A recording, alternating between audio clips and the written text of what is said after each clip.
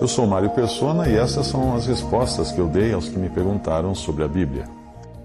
Você escreveu da primeira vez e eu não entendi exatamente o que você escreveu perguntando sobre os tais atos proféticos. É que eu recebo muitas perguntas que são tão específicas dos sistemas religiosos que, por eu não fazer parte deles, eu fico completamente por fora. Talvez a ficha tivesse caído se você perguntasse simplesmente se existem atos proféticos na Bíblia. Aí a resposta seria simples, seria não. Eu procurei a frase e não encontrei em lugar nenhum da Bíblia atos proféticos. Mas eu sei que você não se contentaria com uma resposta curta, do tipo que eu costumo dar quando alguém pergunta como fazer o culto do bebê. Eu digo que não faço ideia, porque na Bíblia o único culto que nós devemos prestar é a Deus. Na minha ignorância religiosa, no sentido de religiões, eu acabo até sendo mal educado às vezes, como da vez que alguém perguntou como a igreja devia fazer o chá do bebê, e eu respondi de brincadeira: você pode ferver o bebê ou apenas fazer uma infusão, deixando-o no bule por alguns minutos. Os sistemas religiosos inventaram tantas coisas que não estão na Bíblia, que se nós fôssemos nos ocupar com elas, que não passam de bobagens muitas delas, né? Nós teríamos pouco tempo para nos ocupar com a verdade, isto é, com as coisas que efetivamente nós encontramos na Palavra de Deus. A sua insistência me obrigou a dar uma olhadinha para descobrir o que é isso, o que é isso que o pessoal chama de atos proféticos. Eu acho que o site cujo link você enviou da primeira vez só me fez sentir vontade de vomitar. Porque a picaretagem anunciada naquele site era tamanha, tão picaretagem ali, que eu me senti mal até. Um irmão costumava dizer que, tendo o pentecostalismo como amigo, o cristianismo não precisa de inimigos. Enquanto as religiões protestantes tradicionais inventam quadras esportivas, shows de música e teatro para entreter os seus membros e atrair novos adeptos, as igrejas pentecostais saem imitando a Aparecida do Norte e criam toda uma sorte de recursos audiovisuais para entreter os crédulos seguidores dos pregadores da rádio e da TV, que prometem às suas vítimas a prosperidade que eles mesmos desfrutam à custa delas. Nada disso é ocupar-se com Cristo, mas é ocupar-se com coisas que são da terra, que não são do céu. Colossenses 3, de 1 a 2, fala: portanto, se já ressuscitastes com Cristo, buscai as coisas que são de cima, onde Cristo está sentado à destra de Deus. Pensai nas coisas que são de cima, e não nas que são da terra. Mas vamos lá. De acordo com o que você me explicou, e que eu li em algum outro site, atos proféticos seria usar objetos ou gestos que aparecem na Bíblia como forma de representar uma verdade espiritual. Como uma peneira, do mesmo modo como é uma peneira, esse argumento tem furo de todos os lados. Primeiro, Deus deixou bem claro que nós não devemos fazer isso quando Ele próprio fez com que fosse destruída a imagem de bronze da serpente que Moisés usou no deserto para curar os picados por serpentes. Se você ler Números 21, 8 e 2 Reis 18 a 4, você vai encontrar em Números 21, 8, disse o Senhor a Moisés: faze-te uma serpente ardente, põe-na sobre uma haste, serpente ardente, em algumas outras versões, serpentes de bronze, e será que viverá todo aquele que, tendo sido picado, olhar para ela. Aí em 2 Reis 18, de 3 a 4, Ezequias fez o que era reto aos olhos do Senhor, conforme tudo o que fizera Davi seu pai, e fez em pedaços a serpente de metal que Moisés fizera, porquanto até aquele dia os filhos de Israel lhe queimavam incenso e lhe chamaram Neustã. Isto já estabelece um princípio que nós devemos adotar. O uso de objetos ou gestos, ainda que aplicados por Deus em alguma ocasião na Bíblia, e por alguma razão específica, fatalmente se transformará em idolatria se for aplicado fora daquele contexto e sem ter sido ordenado por Deus. Ele teve o cuidado, aquele rei, de não deixar que permanecesse, Deus, melhor dizendo, teve o cuidado de não permitir que continuasse por aí os objetos que aparecem, que nós vemos no Antigo Testamento, como a vara de Arão, as tábuas da lei, a própria arca da aliança, porque certamente esses objetos seriam hoje transformados em idolatria. Como se não bastassem os absurdos e apelações para objetos visíveis do movimento pentecostal, tem até gente que, não estando contente em vender miniaturas de objetos de Israel, azeite de oliva, água do Rio Jordão e coisas assim, ainda constrói um templo de Jerusalém em São Paulo.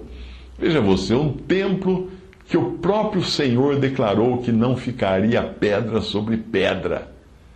Ao querer ir na contramão do que Deus determinou, será que esse pessoal nunca escutou falar de Jericó e do que aconteceu para quem reconstruiu aquilo que Deus determinou que fosse destruído? Em Josué 6,26, naquele tempo Josué os esconjurou, dizendo: maldito diante do Senhor seja o homem que se levantar e reedificar essa cidade de Jericó. Sobre o seu primogênito afundará, e sobre o seu filho mais novo lhe porá as portas. 1 Reis 16,34, em seus dias Hiel, o betelita, edificou Jericó. Quando lançou os seus alicerces, morreu-lhe Abirão, seu primogênito.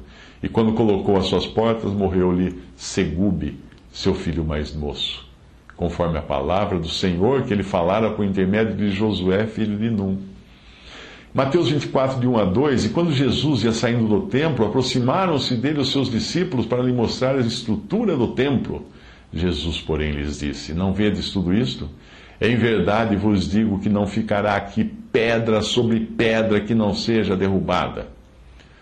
A Bíblia mostra que o templo de Jerusalém voltará a ser construído no seu lugar original, porém não será para Deus, e sim para o diabo.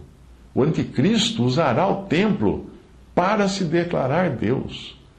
E 2 Tessalonicenses 2,4 diz que ele é aquele que se opõe e se levanta contra tudo que se chama Deus ou se adora, de sorte que se assentará como Deus no templo de Deus, querendo parecer Deus. E Mateus 24,15 fala que quando, pois, virdes que a abominação da desolação de que falou o profeta Daniel está no lugar santo, quem lê, atenda. Basta você ver a quantidade de relíquias do catolicismo romano para você perceber que o protestantismo pentecostal caminha na mesma direção. É claro que isso é interessante para os pregadores da TV que vendem os badulaques, sem os quais a bênção não acontece. Algumas livrarias evangélicas já começam a ficar parecidas com aquelas lojas que você encontra em Aparecida do Norte, já reparou? Nem a ceia do Senhor, que é uma ordenação divina e que nós devemos praticar porque Cristo ordenou, nem ela escapou dessa tendência idólatra do homem natural. Ela se transformou numa espécie de celebração idólatra em algumas religiões e tem até uma variante da ceia praticada na maçonaria, entre os maçons. Exatamente. É importante entender que nada mais nós temos a ver com o Antigo Testamento no sentido do modo de Deus tratar com o seu povo de Israel. Isso fica muito claro na carta aos Hebreus, onde as palavras melhor ou melhores aparecem repetidas vezes. Hebreus 7,19, pois a lei nenhuma coisa aperfeiçoou, e desta sorte é introduzida uma melhor esperança pela qual chegamos a Deus. Hebreus 7,22, de tanto melhor aliança Jesus foi feito fiador. Hebreus 8,6, mas agora alcançou ele ministério tanto mais excelente, quanto é mediador de uma melhor aliança que está confirmada em melhores promessas. Hebreus 10,34, sabendo que em vós mesmos tende nos céus uma possessão melhor e permanente. Hebreus 11,40, provendo Deus alguma coisa melhor a nosso respeito, para que eles, sem nós, não fossem aperfeiçoados. Ou seja, se fosse possível, o que obviamente não é, o correto seria que os do Antigo Testamento imitassem o cristianismo, e não o cristianismo imitar o judaísmo. Por isso vem aquela exortação para aqueles cristãos judeus que queriam voltar às antigas práticas. A exortação é em Hebreus 13,13, saiamos, pois, a ele, a Cristo, fora do arraial. O arraial era o sistema todo judaico. Outra coisa importante de entender é que as coisas do Antigo Testamento nos servem de figuras ou sombras, e nós podemos sim, neste sentido, nós podemos sim aproveitar e muito quando nós as enxergamos no seu devido lugar. Por exemplo, o tabernáculo no deserto é uma figura de Cristo. A arca também, a arca no deserto também. Eu sugiro a leitura da excelente coleção, você encontra para comprar, do Pentateuco, os comentários do Pentateuco, por C.H. Mackintosh, Charles Mackintosh. Romanos 15, versículo 4, diz assim: porque tudo o que dantes foi escrito para o nosso ensino foi escrito para que pela paciência e consolação das Escrituras tenhamos esperança. Em 1 Coríntios 10, 11, ora, tudo isto lhes sobreveio a eles, os judeus, como figuras para quem? Para nós. E estão escritas para aviso nosso, para quem já são chegados os fins dos séculos. E Colossenses 2,17 diz que são sombras das coisas futuras, mas o corpo é de Cristo. Todas aquelas coisas serviam para mostrar o que Deus iria fazer e agora já fez. Um judeu que visse a sombra das coisas futuras naqueles objetos e gestos da antiga adoração judaica podia ser consolado. Mas hoje nós temos a realidade que aquela sombra representava. Nós não precisamos nos ocupar com a sombra, mas com a pessoa de Cristo, que era representada na sombra, mas que hoje já veio. Um exemplo: quando você vê a sombra de uma pessoa muito querida, a sombra começa a aparecer na porta da sua casa, no portal da casa, você se levanta da poltrona e se alegra. Mas assim que aquela pessoa passa pela porta, você corre para o abraço. Mas o que você abraça? A sombra? Só se estiver louco. Você deixa a sombra para lá e abraça a pessoa. O cristão não precisa de recursos audiovisuais, como você chamou, para adorar em espírito e em verdade. Os judeus precisavam desses adereços aditivos, como um templo visível, vestes sacerdotais, instrumentos musicais, um coral de levitas, etc. O Senhor deixa isso muito claro, nós não precisamos mais disso. Na sua conversa com a mulher samaritana, ela diz primeiro, em João 4, 20 a 24, nossos pais adoraram neste monte, e vós dizeis que é em Jerusalém o lugar onde se deve adorar. Disse-lhe Jesus: mulher, crê-me que a hora vem em que nem neste monte, nem em Jerusalém adorareis o Pai. Deus é Espírito, e importa que os que o adoram, o adorem em espírito e em verdade. O cristão anda por fé e não por vista, e esta é mais uma razão para fechar os olhos a todos esses objetos e gestos que os pregadores da TV tentam vender mediante uma singela contribuição. Tá bom. 2 Coríntios 5, 7 diz: porque andamos por fé e não por vista. E Hebreus 11, 1, ora, a fé é o firme fundamento das coisas que se esperam e a prova das coisas que se não veem. Você mencionou que o gesto do Senhor de fazer lama para curar o cego teria sido um ato profético. Mas se nós tomarmos essas coisas literalmente e tentarmos repeti-las hoje, teríamos de incluir também algo assim. Veja, preste atenção. Se nós tivermos que usar aquele gesto, aquele ato profético, vamos usar outro também. Lucas 5,14. Ordenou-lhes que a ninguém o dissesse, mas vai, disse o Senhor, mostra-te ao sacerdote e oferece pela tua purificação o que Moisés determinou para que lhe sirva de testemunho. Muito bem, qual é o cristão que hoje se daria o trabalho de procurar um sacerdote de Israel, que não existe, no templo de Jerusalém, que foi destruído, para oferecer 2 aves vivas e limpas, e pau de cedro, e carmesim e isopo? Sim, porque esta era a oferta pela purificação do pecado. Levítico 14, 4. Obviamente, tudo isso que eu estou dizendo entraria por um ouvido e sairia pelo outro, de pessoas que não estão nem um pouco interessadas na verdade, mas simplesmente adotaram uma religião cristã em busca de algumas vantagens nesta vida, como cura do corpo, sorte no amor, prosperidade material. Os pregadores da prosperidade continuarão vendendo seus penduricalhos e criando mais e mais recursos audiovisuais e atos proféticos. Para quem? Para os seus supersticiosos seguidores. É claro que esses pregadores estão constantemente inovando para manter a sua fonte de renda, porque outros amuletos e gestos precisam ser inventados todos os dias para manter o interesse dos incrédulos e fazer com que compre mais. Alguns gestos que eles mandavam você fazer há alguns anos atrás já não podem ser repetidos. Ou alguns penduricários que vendiam há 10 anos não pode, porque a pessoa já comprou, já tem.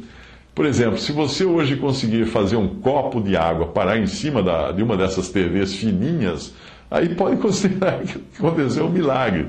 Porque eu me lembro quando, no tempo da minha conversão, o pregador da TV falava assim: agora coloca um copo de água em cima da sua TV, que eu vou abençoar esse copo, e vai ficar abençoado. Vai pôr um copo de água em cima de uma TV hoje, você vai ver que milagre que você vai conseguir. Se ela não cair, realmente, olha, vai ser um milagre, uma coisa sobrenatural. 2 Timóteo 3, de 6 a 8, porque deste número, que são os avarentos, amantes de dinheiro, do versículo 2 de 2 Timóteo 3, deste número são os que se introduzem pelas casas e levam cativas mulheres nécias, que significa sem entendimento, carregadas de pecados, levadas de várias concupiscências. O que são concupiscências?